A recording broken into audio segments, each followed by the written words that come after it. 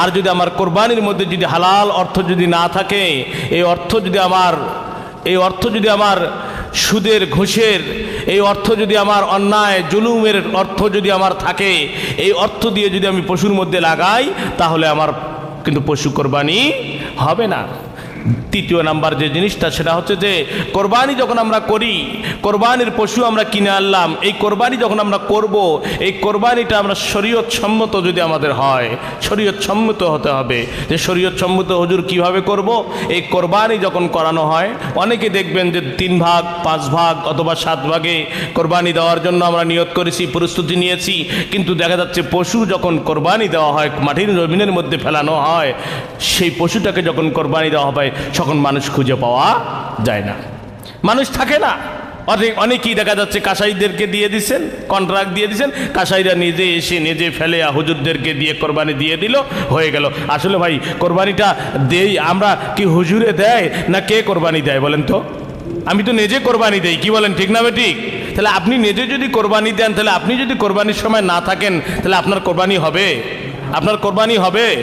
তাহলে আমাকে নিজেকে উপস্থিত থাকতে হবে। আপনি 3 জন 5 জন 7 জন আপনারা জয়জনই থাকেন না কেন, শরীয়ত সম্মত যদি আমরা দিতে চাই, তাহলে পশুটাকে শোয়ানোর সময় আমাদের সকলকে উপস্থিত হয়ে আমরা একত্রিত হয়ে এক জায়গায় হয়ে আমাদের সকলের নিয়তগুলোকে আরও মজবুত করে, আমাদের সকলের তাকওয়াগুলোকে আরও সুন্দর করে পশুটার দিকে তাকাইয়া যখন কোরবানি দেওয়ানো হবে, তখন আমাদের সকলের জবানে একটা বাক্য হবে, ডাক হবে, বিসমিল্লাহি আল্লাহু আকবার, বিসমিল্লাহি আল্লাহু আকবার। বলেন তো আমরা সকলে বলি কি এরকম? বলি না। দেখা যাচ্ছে যারা কোরবানি দিবে, হয় বাড়ির মধ্যে যা ভাত খাইতেছে, ডাকাও ডাকাও ডাকাও অমুকক ডাকাও অমুকক ডাক, কি আমরা তো পশু কোরবানি দিতেছি দেখতেছি এরকম। কিন্তু এই ভুলগুলো যেন না হয়, এই ভুলগুলো যেন না হয়। তারপরে দেখা যাচ্ছে অনেকেই দৌড়াদৌড়ি ছুটাছুটি, অমুকের নাম দাও, অমুকের নাম দাও, এটার নাম দাও, ওটার নাম দাও।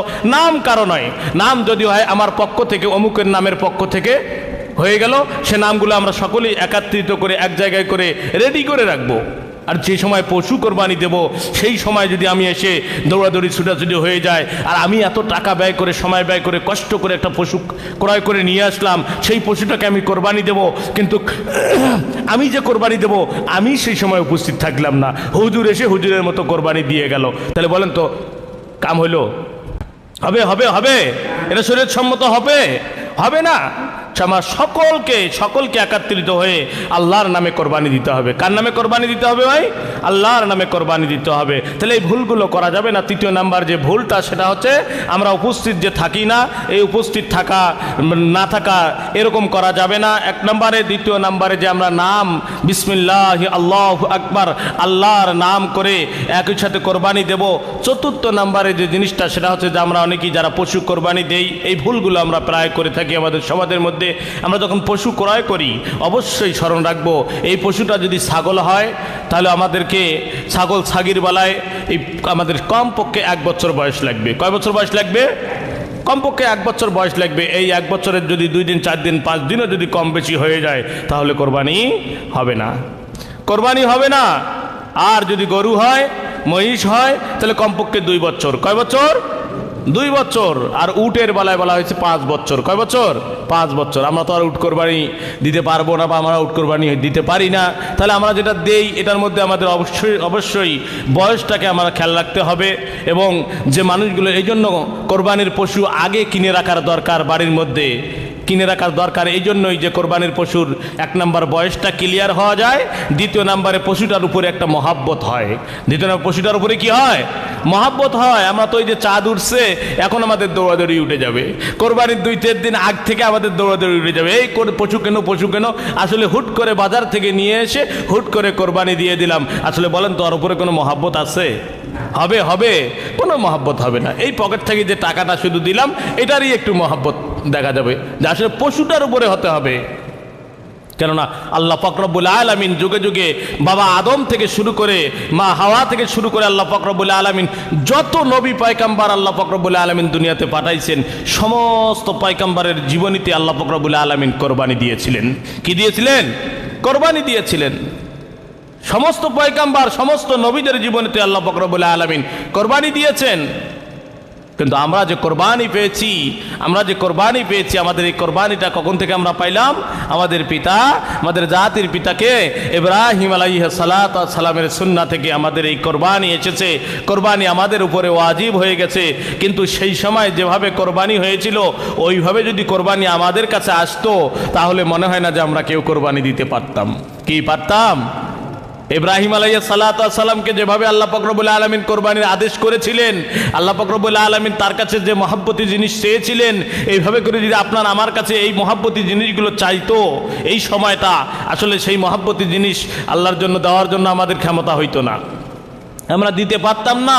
আল্লাহ পাক রব্বুল আলামিন সেই যুগ সেই জামানা আমাদেরকে ফেলাই নাই, আমাদেরকে যে বর্তমানে আল্লাহ পাক রব্বুল আলামিন যেভাবে করে রাখছেন এভাবে করে যেন সুন্দর করে আল্লাহ পাক রব্বুল আলামিনের হুকুম দাসত্ব যেন আমরা মেনে যেন আল্লাহকে রাজি খুশি করতে পারি। সকলে বলছে আল্লাহুম্মা আমিন। শুধু তাই নয়, আল্লাহ পাক রব্বুল আলামিন দুনিয়াতে নবী রাসূল যত পাঠিয়েছেন সকলের জীবনীতে আল্লাহ পাক রব্বুল আলামিন কোরবানি দিয়েছিলেন। কেমন বাবা আদম আলাইহিস সালাতু ওয়াস সালামকে দুনিয়ার বুকে যখন আসছেন সে সময় কি কোরবানি ছিল না? সে সময় কোরবানি ছিল। আদম আলাইহিস সালাতু ওয়াস সালাম যখন দুনিয়াতে আসলেন, তার সন্তান যখন হলেন হাবিল আর কাবিল, আমল করার তৌফিক দান করে। সকলে বলছে আল্লাহুম্মা আমিন। আল্লাহ পাক রব্বুল আলামিন বলছেন, কুল ইন্নাস সলাতি ওয়া নুসুকি ওয়া মাহইয়ায়া ওয়া মামাতি লিল্লাহি রাব্বিল আলামিন। হে নবী আপনি বল, ইন্না সলাতি, যে আমার নামাজ, আল্লাহ রসুল সাল্লাল্লাহু আলাইহি ওয়াসাল্লামকে বলতেছে যে আপনি বলুন আমার নামাজ, আমার বেঁচে থাকা এবং আমার মরে যাওয়া, হায়াতের মালিক কে? আল্লাহ।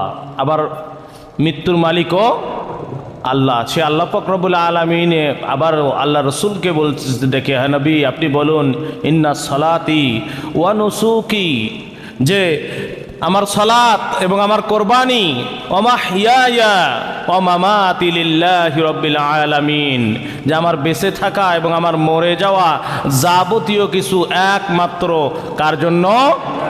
আল্লাহর জন্য। আমার সারা পৃথিবীর সারা জাহানের মালিক যিনি, যে রব, সেই রবের জন্য আমার যাবতীয় কিছু হতে হবে।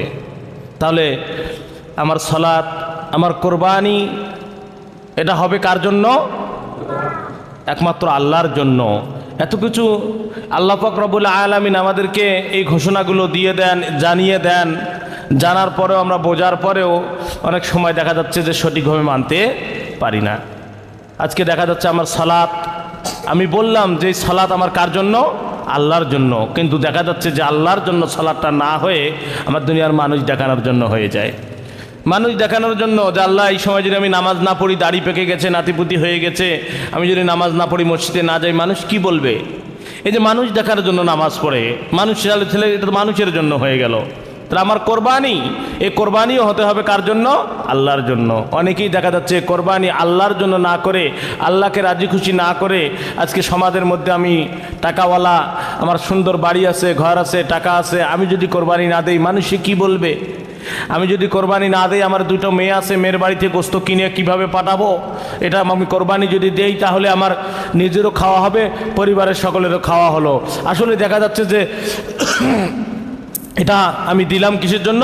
আমার সমাজের উপরে লক্ষ্য করে, সমাজের মানুষ আমাকে কি বলবে, সমাজের কথা সহ্য করা যাবে না, সেদিকে লক্ষ্য করে। কিন্তু হতে হবে কার জন্য? আল্লাহর জন্য। আল্লাহ পাক রব্বুল আলামিন বলতেছে এটা যেন হয় আমার জন্য। আল্লাহ পাক রব্বুল আলামিনের জন্য যদি হয়, তাহলে আল্লাহ পাক রব্বুল আলামিন বলছে ওই কোরবানির পশুর, ওই কোরবানির পশুর যে শরীরে রক্ত আছে, সেই রক্তটা জমিনে পড়ার আগেই আমি আল্লাহ পাক রব্বুল আলামিন আমার বান্দাবান্দির কোরবানিকে কবুল করে নিয়ে তার জীবনের সমস্ত গুনাহগুলোকে মাফ করে দিই। বলেন সুবহানাল্লাহ। কিন্তু আজকে এই কোরবানি আমরা করতে গিয়ে এই ভুলগুলো করে ফেলি। আমরা আল্লাহর জন্য না করে এই কোরবানিগুলো আজকে আমরা কোরবানি করতেছি মানুষ দেখানোর জন্য। কিন্তু না ভাই, মানুষ দেখানোর জন্য হবে না। আজকে অর্থ, টাকা পয়সা, সময় কষ্ট করে একটা পশু তার পিছনে এত সময় ব্যয় করে, অর্থ ব্যয় করে, কষ্ট করে আমরা কোরবানি দিতেছি আল্লাহকে রাজি খুশি করার জন্য, সামান্য কিছু ভুলের জন্য যে আমার কোরবানি নষ্ট হয়ে যাচ্ছে, সামান্য কিছু ভুলের জন্য আমার কোরবানি নষ্ট হয়ে যাচ্ছে। সেই ভুলের মধ্যে যে চারটি ভুল যদি মানুষের মধ্যে হয়, এই চারটি ভুল যদি মানুষ করে, তাহলে বলা হচ্ছে যে ওই ব্যক্তির কোরবানি বাতিল হয়ে যাবে, কোরবানি বাতিল হয়ে যাবে। নাউজুবিল্লাহ বলেন। চারটি ভুলের মধ্যে যে কোনো একটি ভুল যদি আপনার আমার মধ্যে হয়, তাহলে এই চারটি ভুলের মধ্যে যে কোনো একটি ভুল হয়ে গেলে আমার কোরবানিটা কি হয়ে যাবে? বাতিল হয়ে যাবে। তার মধ্যে এক নম্বরে যে ভুলটি সেটা হচ্ছে আমার নিয়ত সহি রাখতে হবে। কি রাখতে হবে? নিয়ত সহি শুধু রাখতে হবে। নিয়তের মধ্যে যদি আপনার গোলমাল হয়ে যায়, নিয়তের মধ্যে যদি আপনার ভেজাল হয়ে যায়, আল্লাহ রসুল বলছেন ইন্নামা আমালু বিন্নিয়াত, তোমার নিয়তটাকে সহি করো। নিয়তটাকে কি করো? সহি করো, শুদ্ধ করো। এই নিয়ত যদি তোমার শুদ্ধ না হয়, তাহলে কোরবানি হবে না। কি হবে না? কোরবানি হবে না। তাহলে নিয়তটাকে করতে হবে। সে নিয়তটা আমাকে কি বলে নিয়ত করতে হবে? এই নিয়তটা একমাত্র হতে হবে যে আমি এই কোরবানি দেব, সেই কোরবানি রাজি খুশি করার জন্য। কাকে? একমাত্র আল্লাহকে রাজি খুশি করার জন্য আমার এই কোরবানি। এটা যদি আমার অন্তরের ভিতরে নিয়ত হয়, আমার কোরবানিকে কবুল করবেন কে? আল্লাহ। আর যদি আমার এই নিয়তের মধ্যে যদি একটু গোলমাল হয়ে যায়, এই নিয়তটা যদি আমার দুনিয়ার মানুষ দেখানোর জন্য হয়, দুনিয়ার মানুষ দেখানোর জন্য হয়ে যায়, দুনিয়ার ঠেকা সারানোর জন্য হয়ে যায়, তাহলে ভাই এই নিয়তের মধ্যে একটু গোলমাল হয়ে গেলে কিন্তু আমার কোরবানি বাতিল হয়ে যাবে। কোরবানি কি হয়ে যাবে? বাতিল হয়ে যাবে। দ্বিতীয় নম্বরে যে জিনিসটা কোরবানির মধ্যে হলে আমার কোরবানি বাতিল হয়ে যাবে, সেটা হচ্ছে যে কোরবানির মধ্যে আমি যে অর্থ লাগাবো, সেই অর্থটা আমাকে হালাল উপার্জনের হতে হবে। কি হতে হবে? হালাল উপার্জনের হতে হবে।